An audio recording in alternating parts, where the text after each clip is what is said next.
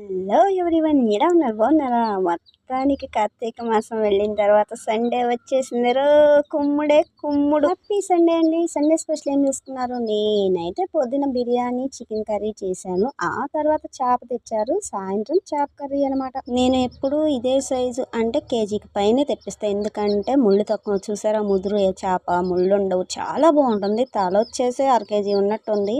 ఇలా నేను చేసుకుని నేను చేస్తేనే నాకు తృప్తి. పోతే 2 రోజులు కార్తీక మాసం వెళ్ళిపోతుంది అనగా మా చిన్ని తల్లి ఆర్డర్ వేసింది. సరేలే అమ్మమ్మ చేసి ఇస్తారులే అమ్మ అని చెప్తే అమ్మ తీసుకుని చేసి ఫ్రిడ్జ్ లో పెట్టి ఉంచింది అనమాట. సాయంత్రం కుదిరింది. పండు మిర్చల్లా పచ్చిమిర్చల్లా పండు మిర్చి అయిపోయినాయి. చూసారా ఎలా ఉందో? అదేనండి, సర్దిపేటలో పెట్టి ఉంచితే గ్రీన్ చిల్లీ, రెడ్ చిల్లీ అయిపోయినాయి అనమాట. మిషన్లకు కూడా వారంటీ ఉంటుంది కదా, ఏం చేద్దాం, తప్పదు. ఇకపోతే ఉప్పు పసుపు వేసి మంచిగా కడుక్కొని ఇంకా ఈ విధంగా నేనైతే చేస్తాను. పులుసు అయితే నేను ఎప్పుడు ఇలానే పెడతా, ఏ డిఫరెంట్ ఉండదు. మార్పు చెరుపులు అస్సలు ఉండవు పులుసు పెట్టేటప్పుడు. ఇంకా ఈ విధంగా చేసి 4 ముక్కలు అయితే తీసి ఫ్రై చేయడానికి, అంటే డీప్ ఫ్రై అంటారు కదా, పునుగులు గారెలు చేసినట్టు, ఆ విధంగా చేయడానికి పక్కన పెట్టి ఉంచుతాను. ఎలా ఉందో మీరు ఎలా చేస్తారో చెప్పండి. కలేందే ముద్ద దిగని ఈ నెల రోజులు ఎంత కష్టంగా గడిచాయో తెలుసా.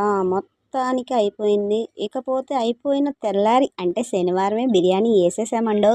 ఏం చేద్దాం, నేను సోమ గురు తినను, నా కొడుకు మంగళవారం తిండు, నా దేవుడు శనివారం తిండు.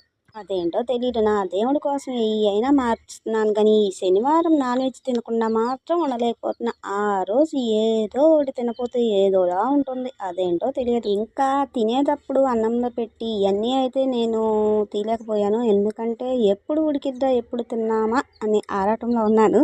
అదేం కాదులేండి, అప్పుడు నేను లైవ్ చేస్తున్నాను, ఇంకా అందుకోసం ఎక్కువగా తీయలేకపోయాను.